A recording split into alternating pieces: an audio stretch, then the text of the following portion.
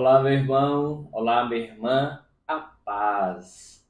Estamos de volta no nosso programa Razões da Fé, tanto pelo web TV Carismas, como pela TV Misericórdia e também no nosso canal aqui no YouTube, Padre Fábio Fernandes. Nós vamos dar continuidade ao nosso estudo sobre a sinodalidade e hoje a sinodalidade na Escritura, na tradição e na história. Lembrando que este é um documento da Comissão Teológica Internacional, documento que visa auxiliar a Congregação para a Doutrina e Fé e, obviamente, auxiliar o Santo Padre, o Papa Francisco e toda a Cúria Romana, tendo em vista o sínodo que o Santo Padre, o Papa, convocou naquelas muitas etapas, paroquial, diocesana, nacional, continental e, esse ano, em outubro, a etapa última, que é a etapa internacional.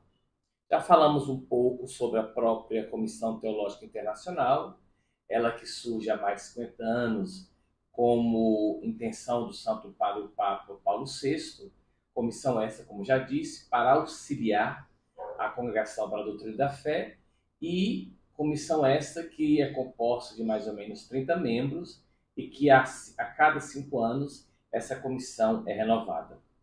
Então vamos dar início ao nosso encontro e agradecendo a sua presença, pedindo que você compartilhe, curta, comente, mande suas dúvidas e pouco a pouco a gente vai interagindo para que dessa forma nós possamos, pelo conhecimento da doutrina, propiciar, fomentar a harmonia e a unidade entre nós cristãos. Então, em nome do Pai, do Filho e do Espírito Santo. Amém. Inspirai, Senhor, as nossas ações e ajudai-nos a realizá-las, para que em vós comece e para vós termine tudo aquilo que fizermos. Por Cristo, Senhor nosso. Amém. Santa Maria, sede da sabedoria, rogai por nós. Esse documento, como já disse, é uma intenção, tem como intenção propiciar a harmonia e, sobretudo, dar uma estruturação ou uma fundamentação no que toca o aspecto bíblico, também da tradição e da história sobre a sinodalidade. Sobretudo, nos fazendo compreender que isso não é algo novo, algo do querer do Papa Francisco, mas é algo que está presente na estrutura da Igreja, na história da mesma, e que, sobretudo, vai ser refundado ou enfatizado a partir do Concílio Vaticano II, tanto nas pessoas do Papa João XXIII, mas, sobretudo, na pessoa do Papa Paulo VI, ele quem vai fundar ou readmitir ou reorganizar a instituição, o Sínodo dos Bispos. E a sinodalidade, então, será vista a partir da Escritura, da tradição e da história. E aí nós vamos entender que as fontes normativas, né, que dão norte, que regem a vida sinodal da Igreja, atestam que no coração do desígnio divino de salvação resplandece a vocação à união com Deus e a unidade nele de todo o gênero humano que se cumpre em Jesus Cristo e se realiza através do ministério da Igreja. Qual é a intenção já presente no desígnio de salvação de Deus? A união. União esta que é uma vocação nossa, união com Deus e a unidade nele, em Deus, de todo o gênero humano que se cumpre em Jesus Cristo e se realiza através do ministério da Igreja. Lembremos de João 17, 21, que todos sejam um. É a oração sacerdotal do Senhor, apresentada no Evangelho de São João, no capítulo 17. Este é o desejo, que todos nós sejamos um. Apesar de nossas diferenças, apesar de nossas peculiaridades, apesar daquilo que nos diferencia, há muito mais que nos une e, sobretudo, um elemento que certamente é o elemento base de toda a nossa unidade, que é o próprio querer de Deus, que vai sendo insuflado em nós pela força do Espírito Santo. Tanto é que na Santa Missa a gente fala, né, bendito seja Deus que nos reuniu no amor de Cristo. É lógico que há um querer, há um esforço de cada homem e de cada mulher provocar a unidade, mas é querer de Deus e por isso que ele é bendito, porque ele nos congregou, nos reuniu no amor de Cristo. A gente lembra sempre aquela proposta do Catecismo da Igreja, que nós fomos feitos para a vivência comunitária. O aspecto institucional, o aspecto congregacional é algo que está presente nas Escrituras, tanto no Antigo como no Novo Testamento e, sobretudo, a partir do Novo Testamento, com o avanço, ou pelo menos o nascimento, digamos assim, de todo o caráter missionário dos primeiros cristãos, inicialmente chamados seguidores do caminho e depois chamados na cidade de Antioquia como cristãos. E aí nós vamos ver sobretudo as cartas de Paulo e também lá no livro do Apocalipse, né? Nós vamos vendo cartas endereçadas a comunidades muito específicas, comunidades que tinham toda a sua estrutura eclesial e que viviam a fé no Senhor Jesus. Diante disso, diante dessas fontes normativas que atestam o que está no coração do desígnio divino de salvação, nós vamos então observar o ensinamento da Escritura. O que nos diz a Escritura sobre a vivência sinodal, sobre este querer de Deus? E aí, quando falamos da Escritura, falamos dos dois blocos, o Antigo e Novo Testamentos, ou o Primeiro e Segundo Testamentos, como alguns vão querer dizer, alguns biblistas, ou também Primeira e Segunda Aliança. E lembrando sempre que a Escritura será sempre o suporte sobre o qual o edifício teológico e eclesial vão surgir. Nós não podemos desenvolver a teologia sem fé, e a fé requer de nós a leitura, a meditação, a compreensão, o amor para a Escritura.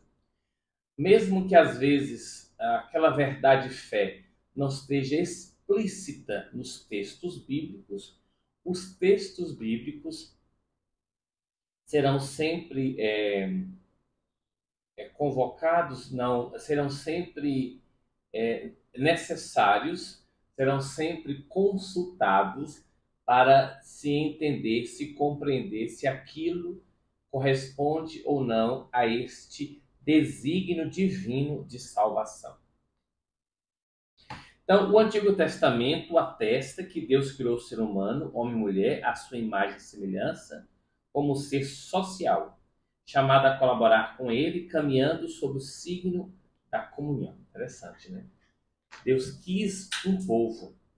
Deus quis um povo e este povo, ele vai ser expressão da aliança. Esse povo vai manifestar a ação de Deus, irradiar essa manifestação. E desde os primeiros instantes, Deus quis que este povo fosse signo, né, sinal de comunhão, custodiando o universo e orientando para a sua meta. Vamos ver aqui o livro do Gênesis, capítulo 1, versículo 26 a 28. Então, nós estamos aqui no início do texto bíblico e o início também da Torá, do Primeiro ou Antigo Testamento. Deus disse, façamos um ser humano à nossa imagem e segundo a nossa semelhança, que ele domine sobre os peixes do mar, as aves do céu, os animais domésticos, todos os animais da terra e tudo o que rasteja pela terra. E Deus criou o ser humano à sua imagem, a imagem de Deus o criou, homem e mulher os criou. E diz lá no versículo 28, e Deus os abençoou e disse-lhes, sede fecundos, e multiplicai-vos, enchei a terra e submetei-a. Dominai sobre os peixes do mar, sobre as aves do céu, sobre todo ser vivo que rasteja pela terra. Então, neste capítulo 1 do Gênesis, e nesses dois versículos, nós vemos a vocação social. Nós não fomos feitos para o isolamento, nós não fomos feitos para uma realidade à parte, individualista. Não. Deus nos quis em comum união. Tanto é que o mistério da Trindade vai sendo revelado pouco a pouco, e em especial os cristãos vão entender que o seu Deus é modelo de comunhão, porque ele não deu sozinho. É um único Deus, mas que se revela e se manifesta em três pessoas distintas: Pai, Filho e Espírito Santo. Assim sendo, desde o princípio, o pecado incidia, né? Ele vai em cima a realização do projeto divino, infringindo a rede ordenada de relações na qual se exprimem a verdade, a bondade e a beleza da criação, e ofuscando no coração do ser humano a sua vocação. Lembremos também no Gênesis, lá a tentação posta de forma alegórica, né, no chamado Midrash, na boca da serpente, induzindo, né, insidiando, enredando as criaturas, no caso, os primeiros pais, Adão e Eva, a se voltarem contra Deus, a desconfiarem do amor de Deus. E isso vai atingir a verdade, a bondade, a beleza da criação e vai ofuscar no coração do ser humano a sua vocação. Notemos ser humano.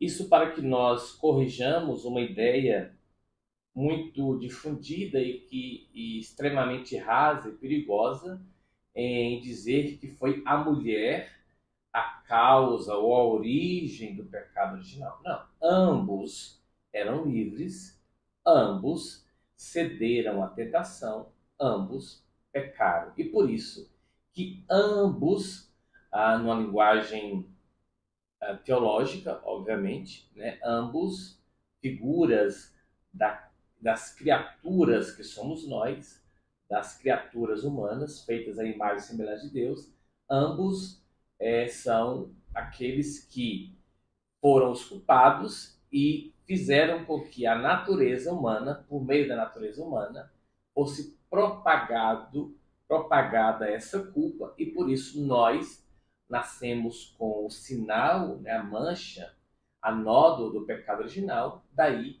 o batismo que nos lava e nos oferece a graça redentora do Senhor. De modo que Deus, na riqueza da sua misericórdia, confirma e renova a aliança para reconduzir no caminho da unidade aquilo que foi disperso. Interessante isso. Deus sempre está à nossa procura, nos atrai a Ele. Ele quer então que nós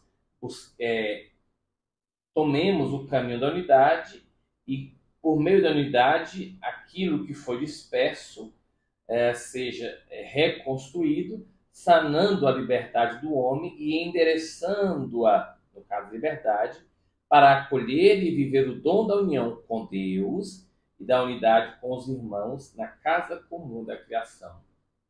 Mais uma vez, a compreensão daquilo que diz na primeira carta de São João, aquele ou aquela que diz que ama a Deus que não vê, mas não ama o irmão que não vê, é um mentiroso, né?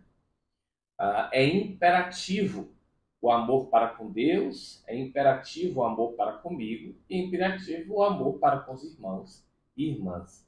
É uma tríade necessária para a nossa maturidade, para o nosso crescimento. Diante disso, né, dessa relevância, vemos aí que, sobretudo no caminho do Êxodo, se reúne em torno do seu Senhor, esse povo escolhido, para celebrar o seu culto e viver a sua lei, reconhecendo-se sua exclusiva propriedade. Essa é uma das imagens mais belas que eu tenho do Antigo Testamento a compreensão de que nós somos propriedade de Deus. Nós somos o povo de Deus. E é por isso que Deus cuida de nós. É por isso que Deus nos cerca de carinhos. É por isso que Deus está atento às nossas necessidades. E é por isso que certamente Ele quer que as nossas liberdades se encontrem de forma sadia e produzam a harmonia da vida em comum união. Assim, no centro da Assembleia se encontra único guia e pastor. Está o Senhor que se faz presente através do ministério de Moisés, ao qual outros são associados de modo subordinado e colegial. Os juízes, como estão presentes ali em Êxodo 18, 25 e 26, os anciãos, como está relatado em Números 11, 16 e 17, os levitas, como também está em Números 1, 50 a 51. Muito importante também isso, né? Há um povo e este povo traz elementos unificadores. A figura de Moisés, o libertador e o legislador, porque a lei veio para reconstruir o que havia perdido, né?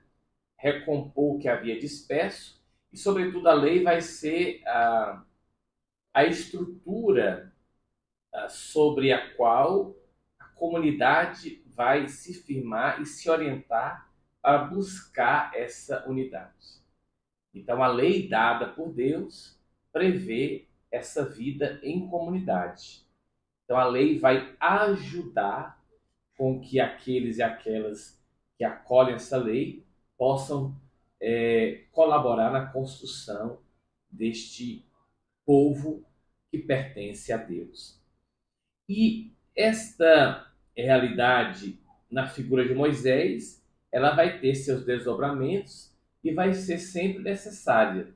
Tanto a figura dos juízes, dos anciãos e dos levitas, será um colégio, né? Esse nome colegial, esse é um colégio que o povo vai recorrer para buscar ajuda, sobretudo no discernimento, e este mesmo colégio terá a missão de auxiliar os membros deste povo para que, mediante a luz da lei e, consequentemente, a luz da palavra, este grupo, este povo, possa sempre procurar estar naquilo que Deus propõe, naquilo que Deus oferece como norte na vida de fé. E essa Assembleia do Povo de Deus compreende não só os homens, como está lá em Êxodo 24, mas também as mulheres e as crianças, também os forasteiros, como está presente no livro de Josué, capítulo 8. Assim sendo, meus irmãos e irmãs, a mensagem dos profetas inculca, coloca na mente e coração do povo de Deus a exigência de caminhar ao longo das adversidades da história em fidelidade à aliança. Ao longo das adversidades da história em fidelidade à aliança. A nossa grande tentação é não ler os sinais presentes na rica história da igreja e do povo e da aliança, e não lendo os sinais, acharmos-nos o umbigo do mundo, o centro do mundo. E aí começamos a criar núcleos que são muitas vezes movidos por um partidarismo, por um sectarismo, por um processo quase que de eleição distinta das pessoas. Isso é um grave perigo. Daí que nós precisamos nos ver no lastro do tempo, nos olhar a nossa fé dentro de todo o processo de comunhão que nasce lá com o pai Abraão, depois com os patriarcas Abraão, Isaque e Jacó, depois a figura de Moisés, depois o próprio Josué, que governa o povo atravessando o Jordão para chegar na Terra Prometida, e, obviamente, toda a escola dos profetas, dos homens e mulheres de Deus. Então, os profetas convidam, por isso, a conversão do coração para Deus e a justiça nas relações com o próximo, especialmente os mais pobres, os oprimidos, os estrangeiros, como testemunho tangível, né, que se pode tocar da misericórdia do Senhor. Vemos isso em Jeremias 37, 21, também Jeremias 38, 1.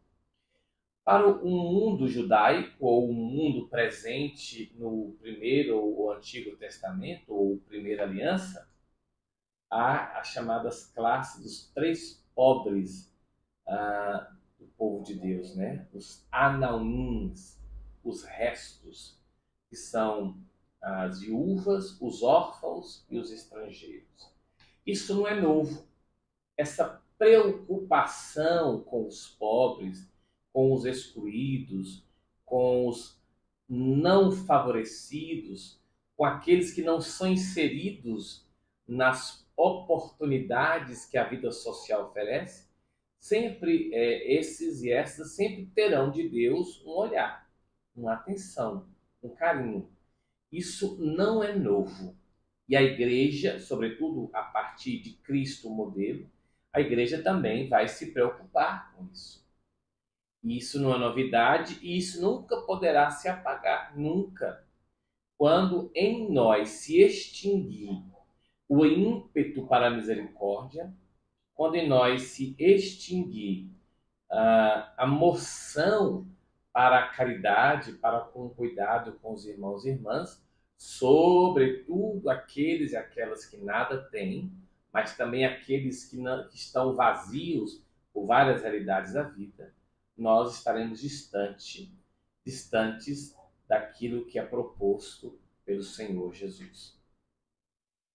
Assim sendo, em Deus, Deus promete que nele, que ele vai doar um coração e um espírito novos, como vai dizer o profeta Ezequiel, né? Tirar de nós o coração de pedra e colocar em nós um coração de carne, um coração capaz de ser sensível, um coração capaz de ser atento às necessidades do outro, quer sejam necessidades materiais ou existenciais.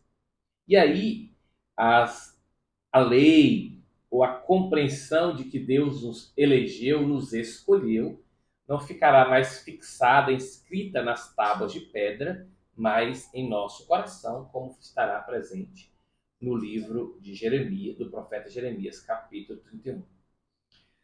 Então, esta se dilatará para horizontes universais, pois o servo do Senhor reunirá as nações, como está presente no livro do profeta Isaías 53, que é tão lida, sobretudo, na quaresma, né? E será selada pela efusão do Espírito do Senhor sobre todos os membros do povo. Está presente em Gálatas 3, 1 a 4. Diante disto, Deus realiza a nova aliança que prometeu em Jesus de Nazaré, o Messias e Senhor, o qual revela com seu querigma, com o seu anúncio, a sua vida e a sua pessoa, que Deus é comunhão de amor, que com a sua graça e misericórdia quer abraçar na unidade a humanidade inteira. Em Jesus, os muros de divisão são destruídos e emerge a necessidade da construção de pontes. Nós, como cristãos e cristãs, não podemos edificar muros, devemos construir pontes. Tá bem? Assim sendo, é importante que nós nos vejamos como colaboradores. E daí um dos nossos nomes, uma das notas essenciais da igreja, que é a sua catolicidade. O querigma, o evangelho, a boa nova, não é só para essa pessoa, para este grupo, para essa nação, para essa etnia. É para todos aqueles e aquelas que respiram. Diz o Salmo 150, tudo que respira, louve o Senhor. Esta efusão sem medida do Espírito, né? A Páscoa de Jesus é o novo êxodo que reúne na unidade todos aqueles que na fé creem nele, como está presente no Evangelho segundo São João, no capítulo 11. A unidade esta pedida por Jesus ao Pai na iminência da paixão, como eu já disse, né? Como tu, Pai, estás em mim e eu em ti, também eles sejam um em nós, para que o mundo creia que tu me enviaste. Também aprendi isso com movimentos focolares, a espiritualidade da unidade. Como é que eu sei que uma comunidade paroquial, eu digo paroquial no sentido de que é a realidade mais próxima de nós, mas isso tem a ver com o presbitério, tem a ver com a diocese, tem a ver com alguma família religiosa, de consagrados, alguma pastoral, a própria família. Como é que eu sei que o meu grupo, a minha realidade está próxima ou não daquilo que propõe Nosso Senhor a partir dos sinais da unidade? Unidade não é uniformidade. Vamos ter bem presente isso. Uniformidade é quando algo está igual em todos os sentidos.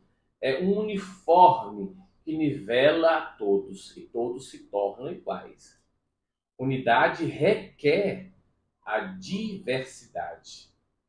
Nós temos aqui pessoas, neste momento, eu, Padre Fábio, temos o Fabrício Amorim, temos a Cássia Letícia, somos 3 pessoas distintas, mas congregadas no intuito, unidas no intuito de propiciar esse momento de reflexão para que chegue até você e você está unido a nós. Por isso, compartilhe, comente, curta, divulgue esse nosso programa que tem como intenção falar sobre a doutrina da Igreja nessa perspectiva de promover a harmonia e unidade.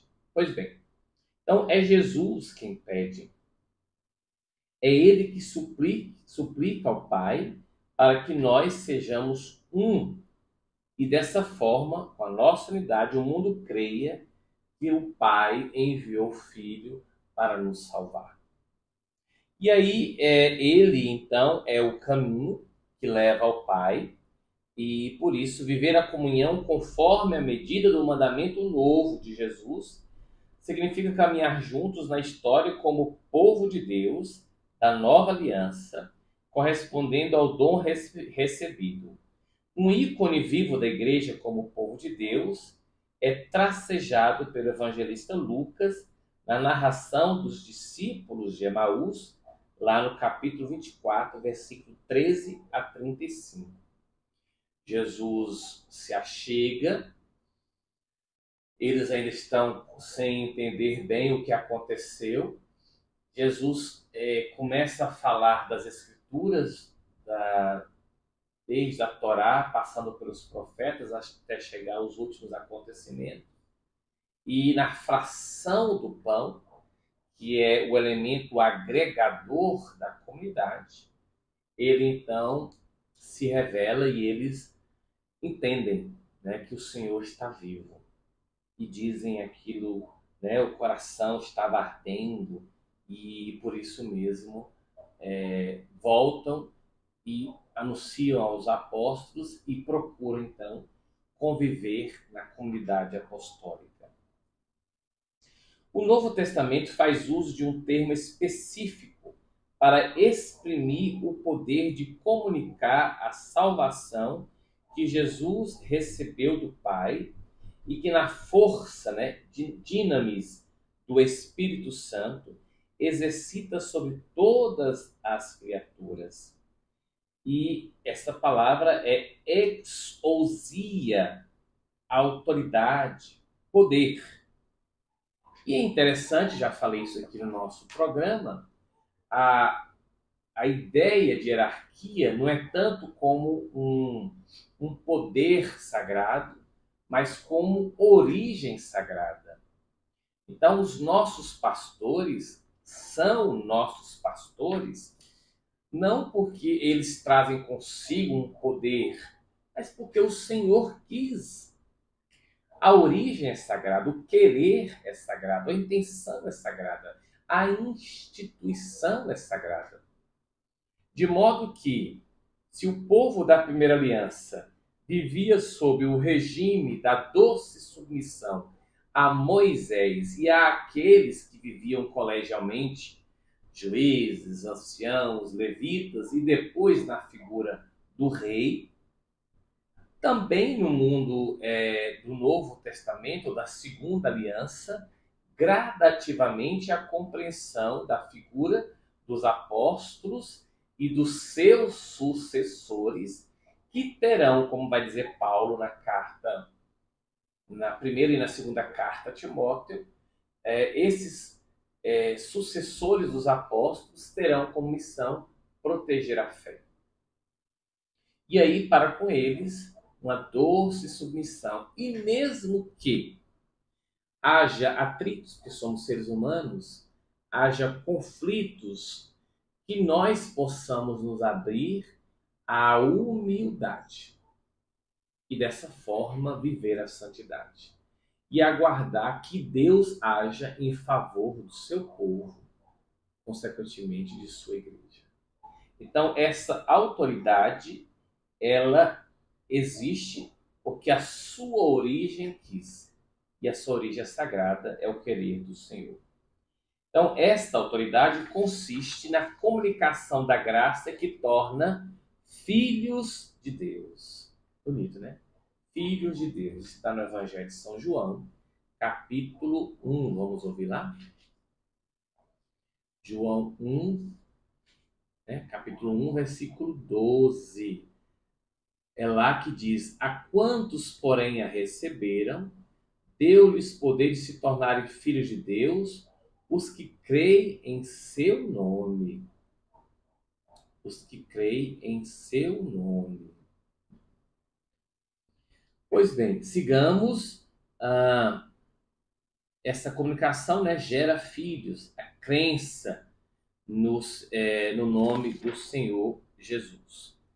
Diante disso, essa tal autoridade, os apóstolos recebem do Senhor ressuscitado, que os envia para ensinar as nações, batizando-as em nome do Pai, do Filho e do Espírito Santo, e ensinando-lhes a observar tudo o que ele mandou. A observar tudo o que ele mandou. Está em Mateus 18, 19 e 20. Dela, né, dessa autoridade, são feitos partícipes, em virtude do batismo, todos os membros do povo de Deus que, tendo recebido a unção do Espírito Santo, 1 João 2, são instruídos por Deus, João 6, e guiados à verdade plena, João 16. Padre, nesse caso, o norteador da nossa vida será a verdade. Ok. Só que a verdade não é um elemento abstrato. Não, a verdade é uma pessoa. A verdade tem rosto, tem nome, Jesus. E foi o próprio Jesus, caminho, verdade e vida, quem quis, quem desejou constituir para a sua carral, para o seu grupo, para a sua comunidade de fé, um componente de autoridade que mantém essa estrutura unida. Se entre esses membros queridos por Deus e que a igreja vai, no decurso dos séculos, vai inserindo e propiciando a chamada sucessão apostólica, Se entre esses existem homens que não vivem em consonância com a verdade, ou seja, com o encontro com Cristo, nós não podemos deliberadamente entrar em posição beligerante, em desenvolver estruturas de contestação, estrutura de dissensão. Lembremos o documento Instrução sobre a Vocação Eclesial do Teólogo. Esta é a cultura católica. A cultura católica é uma cultura colegial. Podemos falar, sim. Há instâncias na vida eclesial para que falemos. Os tribunais eclesiásticos, os superiores. E o grave problema é quando lançamos no ar ou fazemos propagar no mundo digital essas nossas queixas e contestações, fazendo com que nós critiquemos aqueles e também aquelas que não vivem segundo a verdade, como se fosse uma coisa à parte. Ah, não, não vou ser submisso, eu não vou ser obediente, porque aquela pessoa não está vivendo a verdade. Só que a verdade quis que aquela pessoa exercesse o ministério da conciliação, do congraçamento da reunião. E aí, meus irmãos e irmãs, é o discernimento que deverá nos levar a subir a escada da santidade, cujo primeiro degrau é a humildade. Bom, diante disso, né, dessa autoridade dos apóstolos, nós vamos vendo que a autoridade do Senhor ressuscitado se exprime na igreja por meio da pluralidade dos dons espirituais ou carismas, e que o Espírito distribui ao seio do povo de Deus para a edificação do único corpo de Cristo. Então, tudo na igreja é para o bem de todos, o bem desse corpo. E aí vai dizer, tomando a primeira carta de Paulo aos Coríntios, capítulo 12, e também a carta de Paulo aos Efésios, capítulo 4, vai fazer uma estruturação de quem exerce essa autoridade dada pelo ressuscitado. Vamos entender um pouco. O primeiro lugar entre eles é o dos apóstolos, dentre os quais uma função peculiar e preeminente é atribuída por Jesus a Simão Pedro. Pedro será escolhido como chefe da comunidade apostólica. Pedro, a ele será dado este papel, né, de ser a testemunha ocular, aquele que fala em nome da comunidade. É por meio de Pedro que vem a grande profissão de fé. Verdadeiramente tu és o Filho de Deus. Jesus vai orar por Pedro, vai impedir que Pedro seja contaminado pela força de Satanás, porque Pedro tem a missão de promover a unidade. Nós vamos ver depois, em outros momentos, que a igreja de Roma, na qual Pedro e tantos cristãos morreram, tornar-se-á a igreja de destaque. Não porque é a sede do império ou porque existem templos luxuosos, não. É porque ali viveu, nos seus últimos momentos, foi bispo daquela comunidade e morreu ali, dando sua vida pelo Senhor, o Papa, aquele que já era, que se tornou o elemento unificador visível da comunidade cristã. Então, os apóstolos, eles têm essa proeminência, né? Depois, dentre eles, a figura de Pedro, o ministério de guiar a igreja na fidelidade ao depósito fidei, como diz 1 Timóteo 6 e também 2 Timóteo 1. Mas esse termo sobre autoridade e também o termo de dinâmica evoca também a gratuidade e a multiformidade da livre iniciativa do Espírito, que a cada um concede o próprio dom em vista da utilidade comum. Já fiz menção a esse livro, estou terminando de ler, São João da Cruz, desse padre, Jesus Ballester.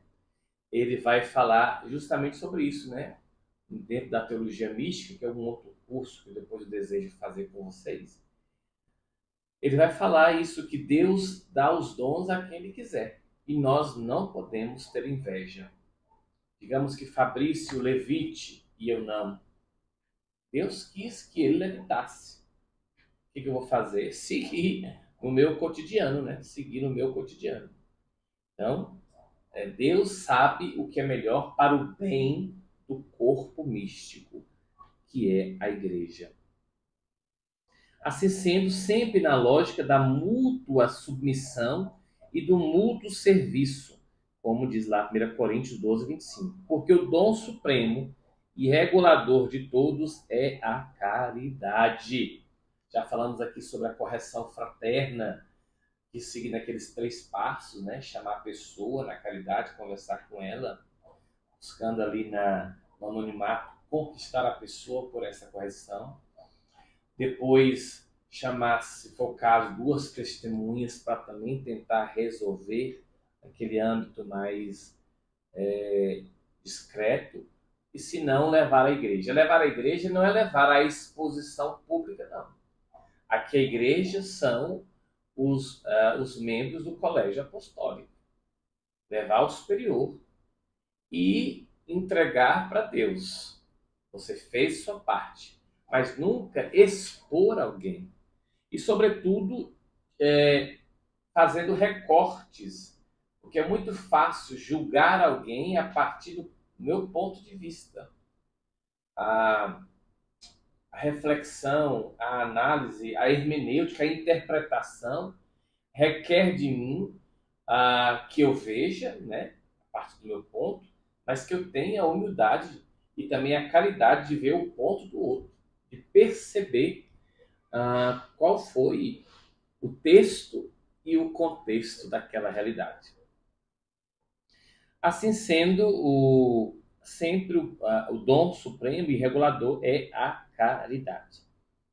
No livro dos Atos dos Apóstolos, né, lá os Atos atestam alguns importantes momentos no caminho da igreja, e no chamada igreja apostólica, porque os apóstolos ainda estavam vivos, e a partir dele e da expansão da igreja é que virá a chamada sucessão dos apóstolos.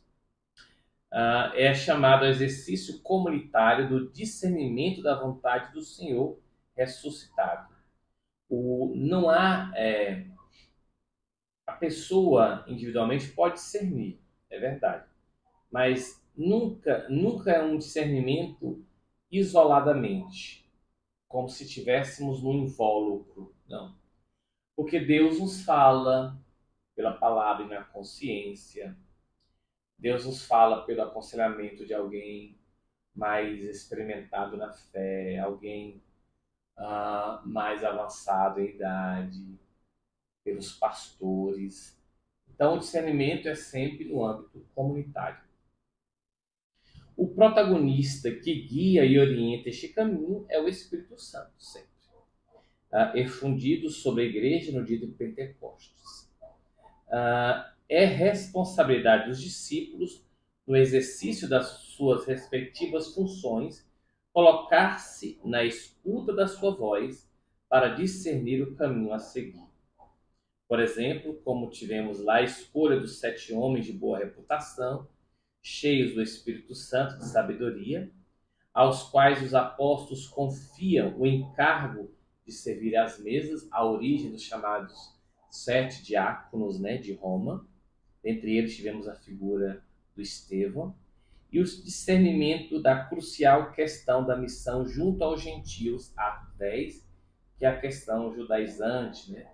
Se deveriam os novos cristãos, advindo do mundo pagão, seguir a lei de Moisés ou não.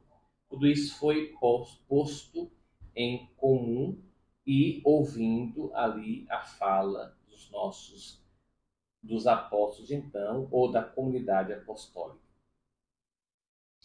Tal questão, se deveria ou não assumir a lei mosaica, foi tratada naquele que a tradição chamou Concílio Apostólico de Jerusalém, que está presente em Atos 15 ou em Gálatas 2. Pode-se aí, nesse tal concílio, nessa tal reunião em Jerusalém, onde estiveram presentes os apóstolos, pode-se aí reconhecer a realização do evento sinodal, caminhando juntos. Este evento, ao longo do século, será interpretado como a figura paradigmática, como modelo dos sínodos celebrados pela Igreja. E, mais uma vez, o paradigma, o modelo, requer de nós a docilidade, a atenção ao que fala os nossos pastores, e lembrando que o Espírito fala por eles, porque o divino fundador da igreja quis constituir este grupo para tal missão. E aí, então, a comunidade de Antioquia, né, decide dirigir-se aos apóstolos e aos anciãos, escutam tudo aquilo e, sobretudo, ao testemunho respeitável e à profissão de fé de Pedro. Assim sendo, queridos irmãos e irmãs, a sinodalidade se manifesta desde o início como garantia e encarnação da fidelidade criativa da Igreja, a sua origem apostólica e a sua vocação católica. Nada de entendermos o sínodo como algo da cabeça de uma pessoa, de um grupo. Nada de acharmos que isso é diminuir a figura do bispo de Roma, no caso o Papa. Nada de imaginar que isso poderá criar algum tipo de visão. Ao contrário, a postura sinodal é eminentemente pneumatológica. A postura sinodal é eminentemente uma ação do Espírito Santo de Deus. E todos são atores no processo, ainda que diversificados sejam seu papel e a sua contribuição. Contudo, são interpelados em primeiro lugar os apóstolos, Pedro e Tiago, que tomam a palavra, e os anciãos, que exercitam com autoridade o seu específico ministério. Isso é muito interessante, porque já na comunidade apostólica, outras pessoas que não só os apóstolos também falavam, também eram escutadas. Também a essas pessoas era facultada a voz. E o que acontece? Ao ouvir a todos, no caso, a época, os apóstolos e hoje, os sucessores dos apóstolos, em comunhão com o bispo de Roma, que é o Papa, fazem a regimentação, a síntese e então expõem matérias a serem vivenciadas por todo aquele, por toda aquela que se entende como homem e mulher de fé, homem e mulher da igreja. Eu tenho um episódio, eu não vou dizer onde e nem vou dizer nomes, porque como a rede é tão assim expansiva, mas houve um momento em que eu estava numa situação e que quem tinha sido eleito, né, o Santo Padre, à época era o Papa Bento XVI. E aí estávamos no almoço e uma pessoa disse assim: eu não gosto desse Papa. O Papa Bento XVI, né? Tinha sido recém-nomeado. Eu não gosto desse Papa e, enfim, e não gosto, não concordo. Lembra da palavrinha concordar? Ter o mesmo coração, né? Por estar juntos. Não concordo e não admito o que ele fala, não vou colocá-lo em prática, essa pessoa dizia. E a outra pessoa, que se dizia um ateu, falou assim: você se diz católico e abertamente está contra o Papa, então saia da igreja.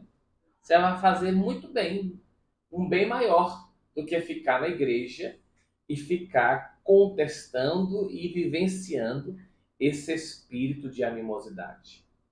A pessoa se calou. É lógico. Tudo bem que eu, às vezes, não concorde com essa ou aquela postura, ou que essa postura não esteja muito próxima da minha natureza, da minha personalidade, da minha história, mas daí a levantar uma bandeira e criar confrontos, querendo me mostrar como alguém a ser o modelo e não submeter-me àquilo, àquela realidade que os sucessores dos apóstolos estão propondo, lembrando que eles trazem consigo um poder, não porque a constituição desse poder vem de realidades humanas, mas, sobretudo, em especial, porque este poder tem como raiz ou como fonte uma origem sagrada, então é melhor que eu saia. Porque este é o espírito da catolicidade. Torno a dizer, para que não entendam mal, todos nós podemos falar, todos nós podemos discutir, dialogar, é próprio da nossa inteligência, é próprio desse dom que Deus nos deu, a liberdade, a racionalidade.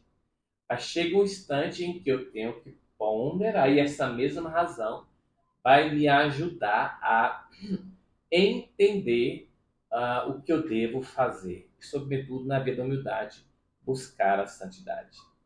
E esta realidade posta na Escritura, na figura dos apóstolos, sobretudo, também estará presente nos testemunhos dos padres e na tradição do primeiro milênio.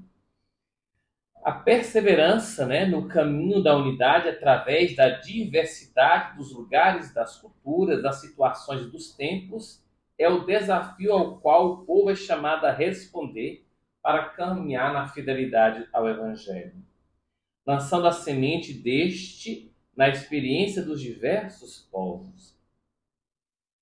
A sinodalidade se manifesta desde o início como garantia e encarnação da fidelidade criativa da Igreja, a sua origem apostólica e a sua vocação católica, como falamos há pouco. E vocação, então, essa se exprime de uma forma que é unitária na substância, mas que aos poucos se explicita à luz da atestação escriturística no desenvolvimento vivente da tradição. Portanto, esta forma unitária conhece diferentes expressões de acordo com os diversos momentos históricos e no diálogo com as diversas culturas e situações sociais. Fantástico isso. Porque nós vamos observar já no texto do Apocalipse, quando o autor sagrado tem as revelações, se estabelece lá as cartas às igrejas, justamente nesse sentido, né? Cada igreja é dada uma realidade, ou seja, cada igreja tem seu princípio, a igreja de Filadélfia, de Laodiceia, de Sardes, Tiatira, Pérgamo, Esmirna e Éfeso. São comunidades distintas, diferentes, mas que têm uma unidade e uma matriz na sua substância, mas que têm suas peculiaridades. Tem as suas peculiaridades. São os capítulos 2, 3 e 4 do Apocalipse de São João. No início do século II, o testemunho de Inácio de Antioquia descreve a consciência sinodal das diversas igrejas locais e solidamente se reconhece a expressão da única igreja. Eu pedi aqui ao jovem Fabrício que pegue ali o livro número, acho que é 2 ou 3 da coleção verde ali, é dos Paris. É só para mostrar um pouco esses textos, que são os padres apologistas, obrigado. Dentre eles temos tantos outros. Pega o número 3, por favor. os padres apologistas, são os padres que pegam o número 1 também. Justino de Roma, temos os padres apologistas, aqueles que defendem a Carta de Ogneto, Aristídeos de Atenas, e temos os padres apostólicos, são aqueles que estão ali bem próximos e que alguns até conheceram os apóstolos. Dentre eles, o próprio Inácio de Antioquia, ele descreve as comunidades como o bispo sendo o pai, né? O colégio dos presbíteros é o conselho do bispo, os membros da comunidade. Então, desde o início da igreja, século II, III, essa é a figura. E o episcopado é aquele do qual o indivíduo é mantido como uma parte sólida. Então, os bispos serão sempre o elemento da unidade naquela igreja particular. E desde sempre vimos que a Igreja de Roma terá sempre essa primazia, esse foco especial entre todas as igrejas de então. E vamos vendo, sobretudo na questão de que em 325 celebra-se em Nicéia o primeiro concílio ecumênico, convocado pelo imperador, e já ali tem como legado a figura do bispo de Roma.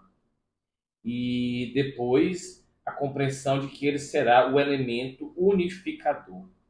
E isso vai perpassando e vai sendo o modus procedendi, ou seja, como a igreja vai operando, sempre compreendendo que se refaz a tradição apostólica e nos seus procedimentos concretos pelo contexto cultural em que ocorrem.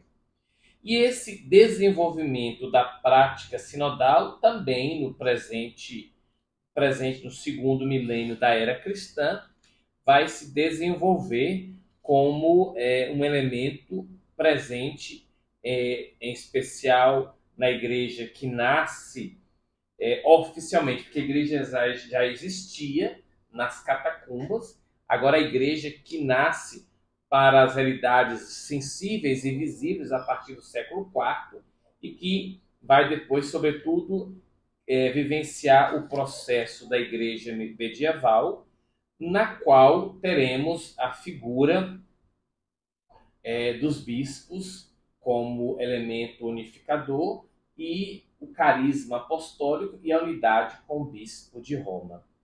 Isso vai perpassar toda a Idade Média, sobretudo ali na figura do Concílio de Trento, que é a resposta ao movimento da Reforma Protestante. Reforma Protestante que está nascendo ali juntamente com a Idade Moderna, que tem um elemento do indivíduo muito efervescente, fazendo que muitas vezes as comunidades nasçam sem o princípio da hierarquia. Lembrando que a hierarquia traz muito mais a origem sagrada do que um poder. É o Cristo quem quis.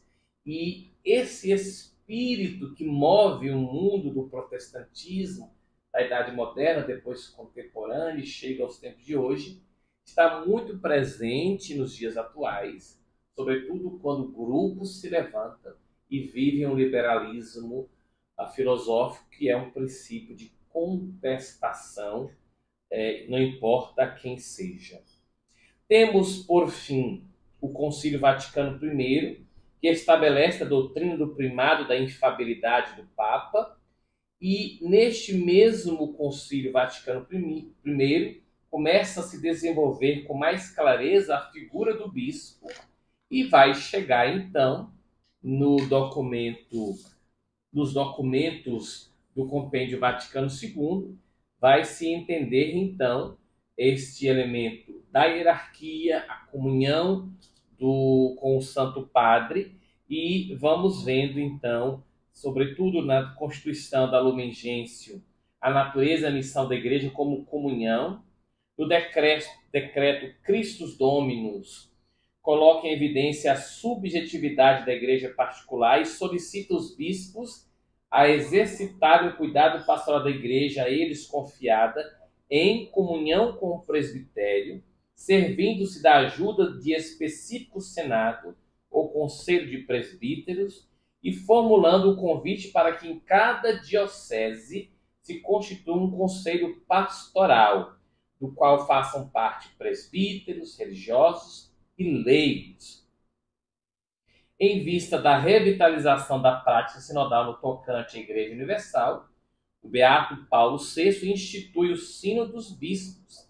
Trata-se de um conselho permanente de bispos para a Igreja espalhada em todo o mundo. Pois bem, concluímos aqui lembrando que sim, o Sínodo é uma realidade presente nas Escrituras, presente tanto no Antigo como no Novo Testamento. É uma prática da comunidade apostólica, desde os Atos Apóstolos nós vemos isso. Depois os padres apostólicos, os padres apologistas e os demais santos padres que vão desenvolvendo a estrutura teológica da igreja até chegar ao Concílio Vaticano II, nos fazendo compreender esse elemento da sinodalidade, elemento este proposto pelo Papa São João Paulo II na virada do milênio, né? E que agora o Papa Francisco chama mais uma vez a comunidade cristã, católica, a viver esse aspecto de unidade e a sermos todos nós testemunhas disso. Que todos sejam um. Meu abraço. Aqui se encerra essa série de 2 episódios sobre a sinodalidade. E então, nas próximas segundas-feiras, nós vamos dar início a uma série de estudos sobre o Catecismo da Igreja. Essa primeira série será sobre a primeira parte do Catecismo. Digo isso porque talvez tenha entre os estudos aí das 4 partes do Catecismo necessidade de abordar algum tema específico. E também teremos, não aqui pela TV Misericórdia, nem pela Web TV Carismas, mas lá no meu canal, Padre Fábio Fernandes, no canal no YouTube, outra série que também estamos organizando, que é uma série de estudos sobre a história da filosofia. Muito obrigado, que Deus te abençoe. Vamos juntos rezar. Ave Maria, cheia de graça, o Senhor é convosco. Bendita sois vós entre as mulheres, bendito é o fruto do vosso ventre, Jesus. Santa Maria, Mãe de Deus, rogai por nós, pecadores, agora e na hora de nossa morte. Amém. Que Deus nos abençoe, Pai, Filho e Espírito Santo. Amém. Grande abraço. Até breve, se Deus quiser.